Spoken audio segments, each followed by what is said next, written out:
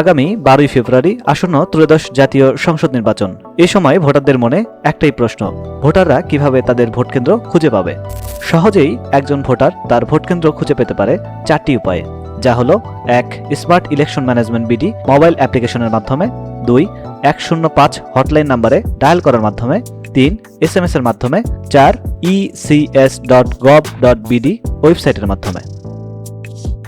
Hotline নাম্বারের মাধ্যমে কিভাবে আমাদের ভোটার তথ্য পেতে পারি, তো চলুন জেনে নেওয়া যাক। প্রথমেই আমাদের ফোনের ডায়াল অপশন থেকে 105 নাম্বারটি ডায়াল করতে হবে এবং ওই নাম্বারে কল করতে হবে। কলটি রিসিভ হওয়ার পর সিস্টেম থেকে কিছু তথ্য দেবে, সেই তথ্য অনুযায়ী আমাদের প্রতিনিধির সাথে কথা বলতে হবে ভোটার তথ্যের কেন্দ্রের নাম জানতে। তো সেক্ষেত্রে আমরা 9 প্রেস করব। এ পর্যায়ে 9 প্রেস করার পরে একটি প্রতিনিধি আমাদের ফোনটি রিসিভ করবে এবং তাকে আমাদের এনআইডি কার্ডের তথ্য এবং জন্ম তারিখ প্রদান করলে ভোট কেন্দ্রের তথ্য সেই প্রতিনিধি ভোটারকে জানিয়ে দেবে।